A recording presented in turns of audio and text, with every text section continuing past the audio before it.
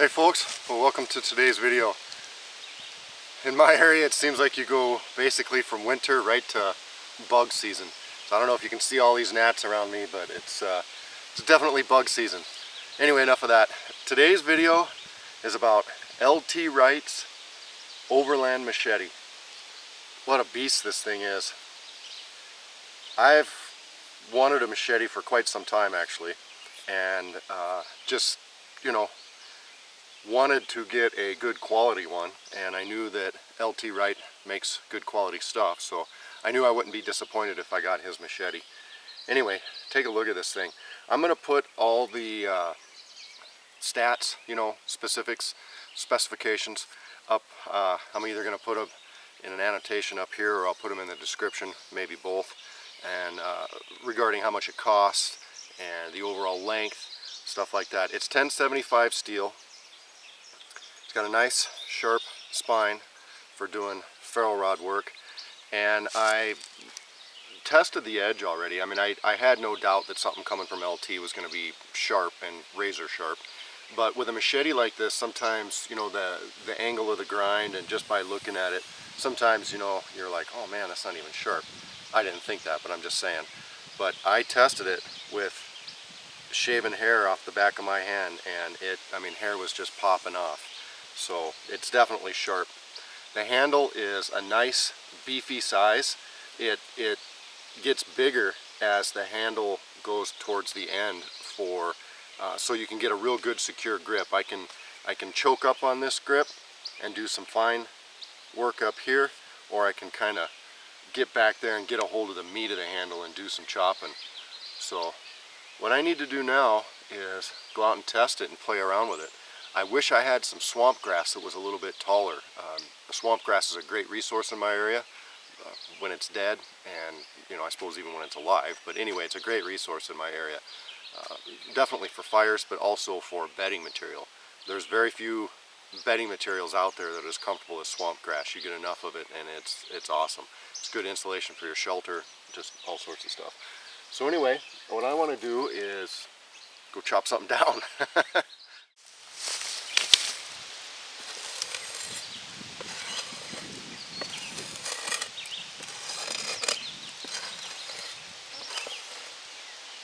What I'm doing here is just checking. I mean, this is way too big of a log to be doing feathers on, but I'm just checking to see, you know, this grind is different than, say, my Genesis, and I just want to check and see if I can do some fine tasks with it. You can see that it's feathering or making these little curls or whatever just fine. Works really good. I'm able to get the bark off. This stringy bark here, I'm able to just shave that off if I want, or I can use the back of the knife for that. Nice, you know, you can hold on to it. You just be careful and hold on to it, and you'll be just fine using it this way.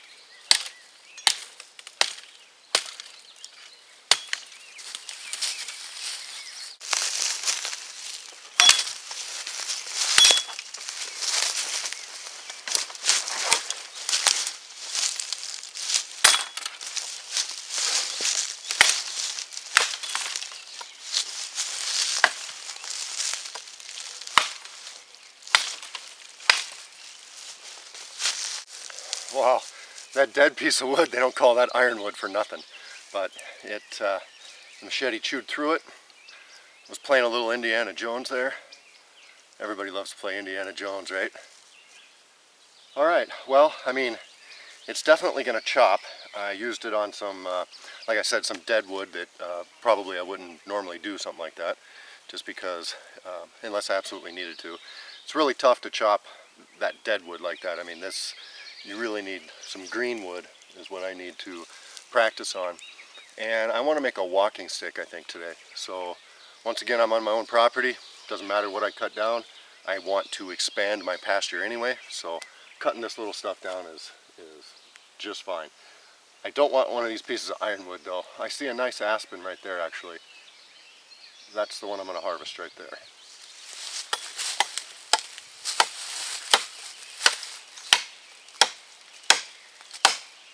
Just trying to check out, I'm not going to go crazy with this.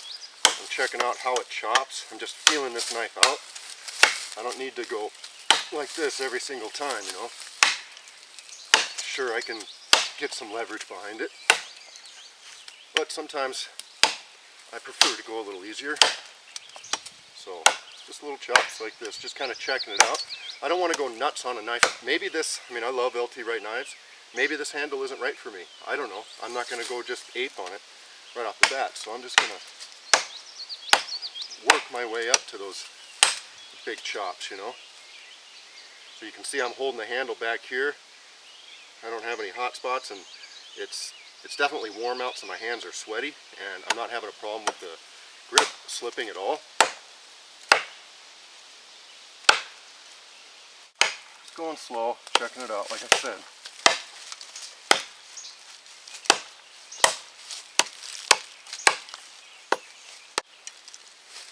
I can see it wants to fall any second. There she goes. Should have done my back cut first, but that's alright.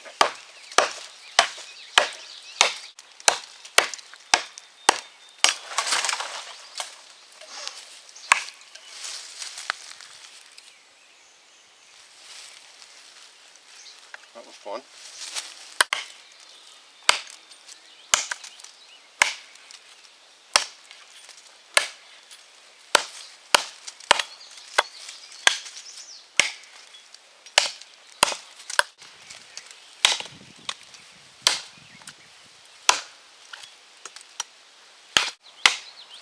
Getting the feel of it. This is pretty cool. I like this knife.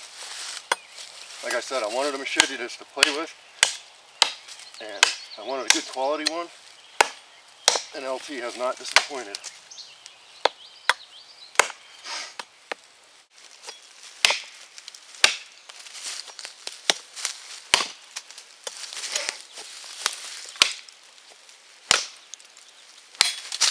Wow, that was cool.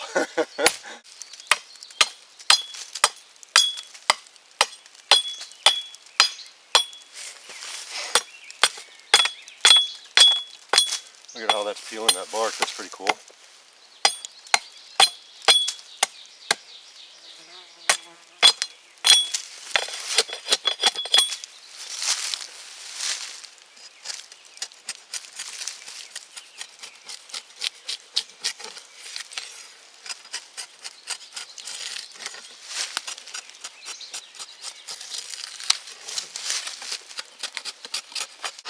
Now, as you can imagine, this bark is real slimy right here. So I'm going to get it all greased up in my hand and then do a little more chopping. I'm going to be careful. I don't want to be just testing this knife and have it slip out of my hands, because maybe the handle, like I said, isn't right for me. But I just wiped all this slimy, brand new sap on my hand, and this knife is, I feel comfortable it's not going to go anywhere. I'm rubbing that in, and actually this handle is kind of absorbing it. I've got a, one of them, what do they call them, hangnail deals bleeding. Anyway, this handle's kind of absorbing it.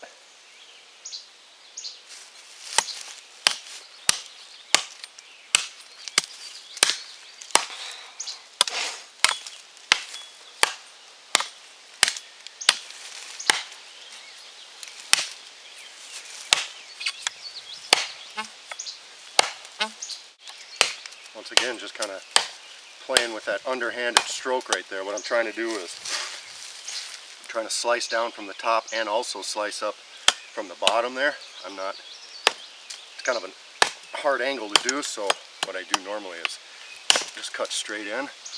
Just take pieces of the ply out just like you do with an axe. it doesn't really take that much force, and like I said, that's why I'm not beating the living crap out of it. I'm not diving in, you know, like this. You don't need to do a beefy stroke like that every time. Once in a while.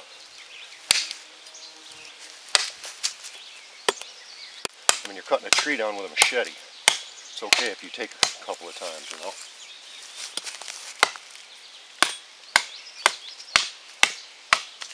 I'm experimenting with this lanyard that came on it as well. Normally I don't like lanyards on my knives, but this one serves a pretty good purpose, and I'll show you that in a minute. Anyway, the lanyard on.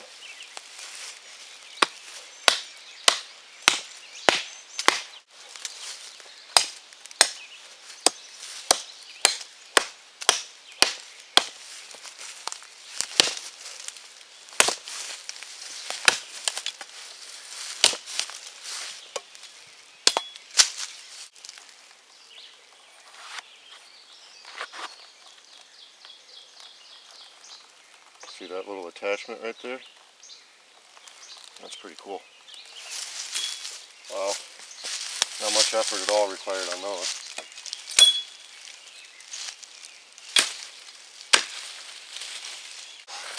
Alright, I think I'm going to make my walking stick from probably this point right here, and then move it on down a little bit. So I just need to clean up these limbs.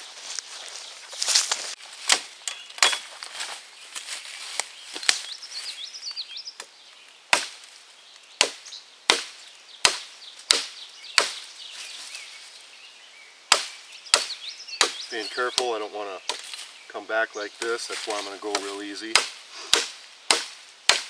You know, even if I do miss, it's not going to be the end of the world. And you're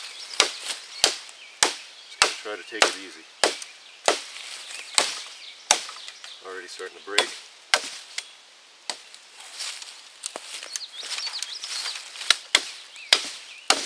No reason to go ape all over this stuff. I'm not getting any hand fatigue.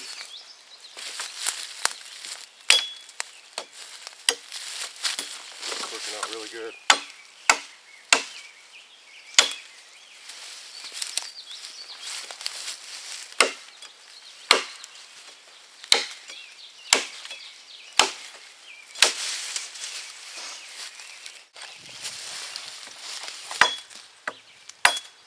Okay, now this is you know, just going to be a walking stick, nothing major.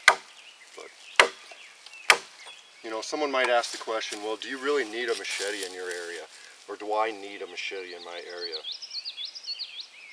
Of course I need a machete. It's a machete.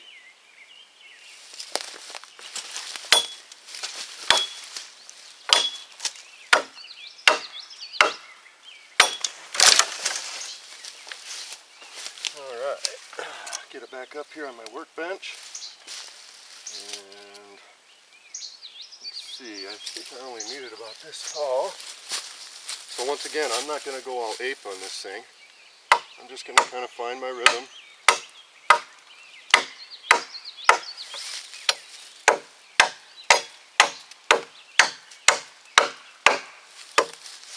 It's okay with me if it takes a little bit of time. Go slow. See, I got my hand over here. If I take a real big whack, this thing is going to come right down. I'm trying to stabilize this log because I got a pretty crappy thing that it's on, but you know, it's okay to just go slow. I know I keep harping on that, but I try to tell folks that at work sometimes. Just go slow. It's alright. You want to be productive, but on the other hand, you want to be safe. And you don't want to destroy stuff.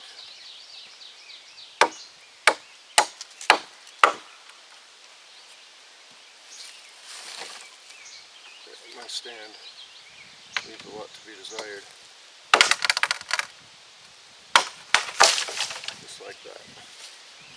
Huh, it did work out to be about the right length. Alright, let's clean this sucker up a little bit. Tried it with the lanyard. Try it without here real quick.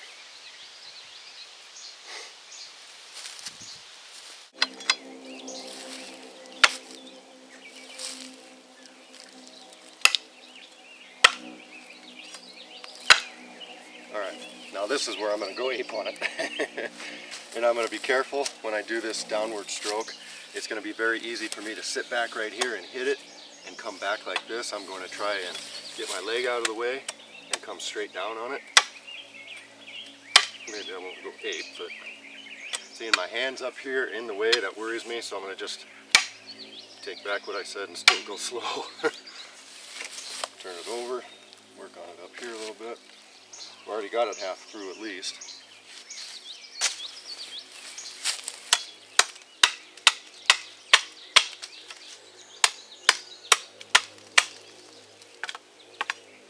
Just like that. Less fatiguing than, let's say, if I was using an axe for this. You know, a hatchet would be a different story, but this is not fatiguing my arms at all. I can go to town on it like this. This is actually really cool. Like I said, I've never had a machete. Kind of experimenting with this one as I go. It's got big knives, and if you use the same techniques, you'll be fine. Alright, so now I'm going to just peel this bark away.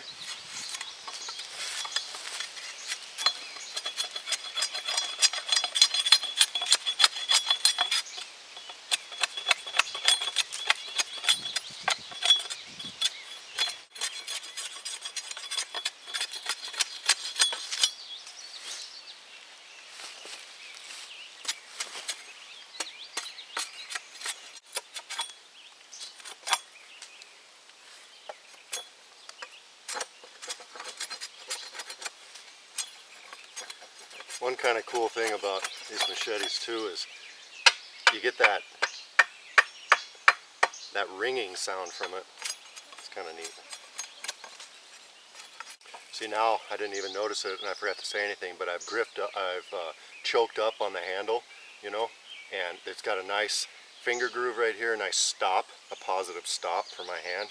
And now I can get up here and do a little more finer detail work, you know. I'm not using it as a chopper anymore. Kind of just shaving this bark off. There's a whole lot of real estate to work with this knife. In other words, I run into something hard right there, I can back it up, go right through it. Or I can, like I said, choke up and use it more as a standard knife.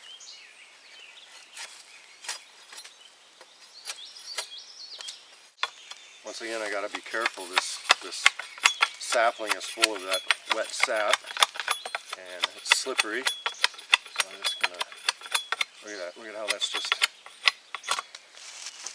cleaning that knot right up, that branch right out of there. It's a pretty ugly looking walking stick for a stick, or for a tree, but it's got a little character. We'll see. Aspen doesn't have the greatest grain to it a lot of times. It's just pretty plain, but that's alright. Birch sometimes makes a better one, but that's, even though this is my pasture, I'm saving my birch trees out here. Love me my birches. One thing I like about this thing right off the bat is how light it is and how non-fatiguing it is, if that makes sense. It's not fatiguing my hand to do this, and it's big enough to where, like if you have a smaller bushcraft knife, sometimes it's, you know, it works and everything, but sometimes it can be a little fatiguing going through some of these knots that this thing's just slicing right through. And this isn't some awesome, cool project, you know.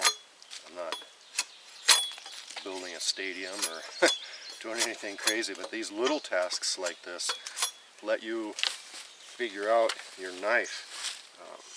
These are the types of things that you do on a regular basis. You don't, I mean, you know, the bow drill fires and stuff like that you do, but on a day-to-day basis, just normal cutting trees, cutting brush, you know, these little sapling things, if you push them over correctly, then you can attack them and make short work of them. That's the stuff that is a day-to-day type process that you do. Those are day-to-day projects.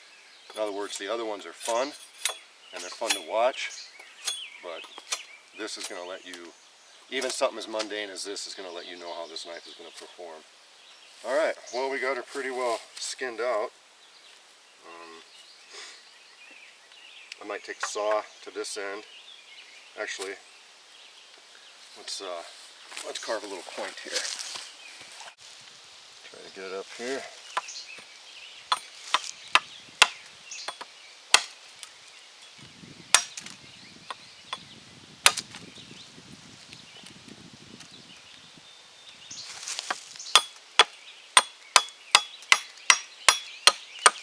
Just look at how light. I mean, it's just tap, tap, tap, and it's just destroying this thing.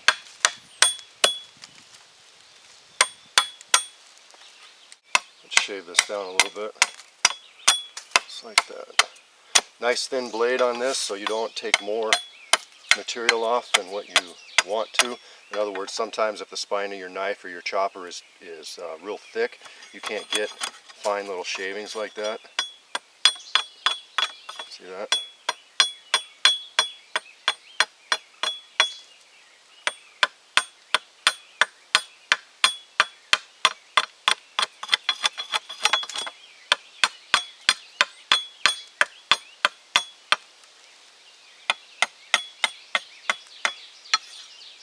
Helps clean the blade off. Look, you can be pretty precise with this thing, man. I mean, now I'm just playing, but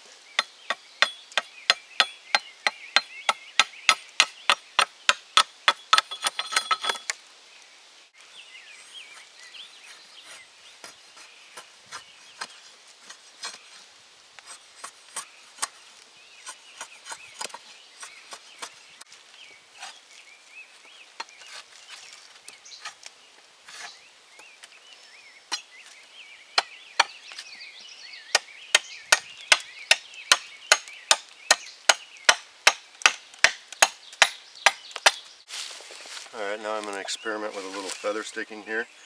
I've been messing with it a tiny bit. This aspen gets so rotten that the outside stuff just kind of, it's just rotten. But I like how I can grab a hold of the forward part of this blade and guide this process. I can do it back here, or I can come up here and do carving.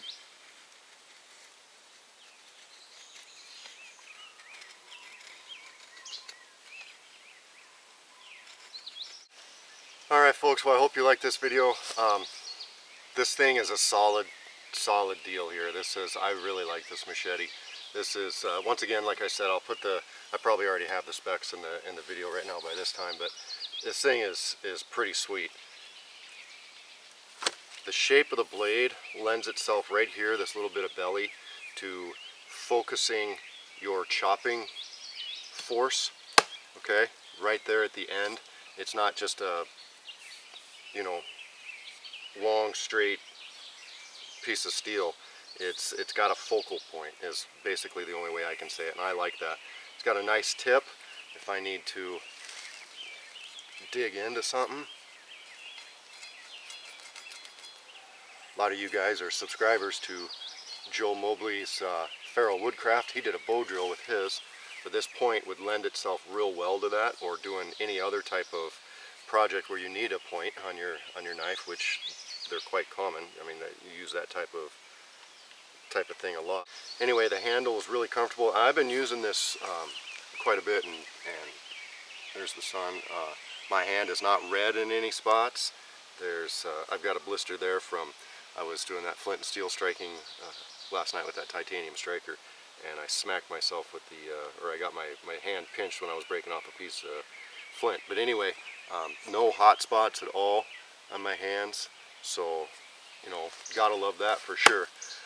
One thing I will say too is, well, I forgot to mention the finger scallops on both sides. With a knife this big and with a handle this big, what happens sometimes is the folks who make them will put too much material on the handle. So they think it's a big knife, so therefore you need a huge handle. And you don't really. I mean, so long as you have something to hold on to, you've got some meat to hold on to. You don't need all this micarta and all this huge amount of handle. You definitely don't want, you know, a tiny little handle, but as long as you got some meat to hold on to, it doesn't need to be ginormous. And this thing, I'm going to weigh this when I get back home, and this thing is very comfortable to wear on my belt. Now, whether I would wear it on my belt, probably not. I probably, you know, it depends on what I was doing. I'd probably put it on my pack, most likely. But anyway, I just wanted to say, this thing, for as big a knife as this is, it's very comfortable on my hip. It doesn't, you know, make me have soggy bottom or whatever. It doesn't drag my pants down. It's just, the weight is awesome. I love it. So, this video would not be complete if I didn't go over the sheath. This is the only sheath, the only leather sheath for this knife right now, okay? The sheath that he sells on his website is a kydex sheath. Take a look at this. It's got a huge D-ring right here, okay? With these nice loops. The possibilities on how to carry this are pretty crazy. You know, maybe across the chest, like Justin Wolf says sometimes, you wanted to play ninja, it could be across your back, whatever. You can strap it to your pack. Take a look at this here real quick. So I'm going to just bring her home here, and this has this little hook for our little lanyard here. Oops. And presto. Okay, it's nice and secure. These are Chicago screws right here. So this entire belt loop or attaching system could come loose if you wanted to, it looks like. I wouldn't want it to, but I mean, if you just wanted just a slim piece of leather to stuff in your pack, you know, if you had just a little slot or something, you could totally do that. This thing is pretty cool. We've got some, all the grommets have holes in them, but I mean, all this stuff, you could just lash this wherever you wanted to. It's just an amazing carry system. This is a really awesome knife, really awesome sheath. LT knows that I like leather more generally than I do kydex, and so this was what he came up with to carry this, and I'm impressed. I love it. And it's not like over the top crazy to where it adds, you know, a ton of weight to the knife package. You know, you don't want to get a big knife like this that's got a good balance and a good weight to it, and then attach a sheath that is just not, it doesn't do it any favors. It makes it too heavy. It makes the entire package too heavy. He did not do this. It's a good sturdy sheath. You can tell the thickness of the leather is spot on, but it's a slim, nice slim profile, and yet on the other hand, you can add all sorts of stuff to it with all these lashing points. It's just, I don't know what else to say. I mean, I really dig it. And one thing too is it's got a nice, it's not really a patina, but a nice color to it, so it's not gonna rust on you. And I don't know, you've got to try a ferro rod, right? I just made absolute carnage around here with all this stuff. Alright, and if you prefer this method,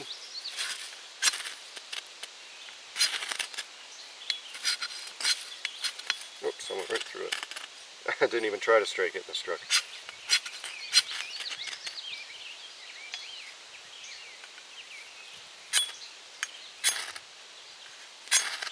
Talk about a steady platform right there. Alright folks, well I hope you like this video. It's, as far as I'm concerned, man, he really did himself proud with this thing. I'm impressed. I love it. I knew I would be, but the Overland Machete from LT Wright Knives, I love it. Alright, I hope you liked the video. Take care.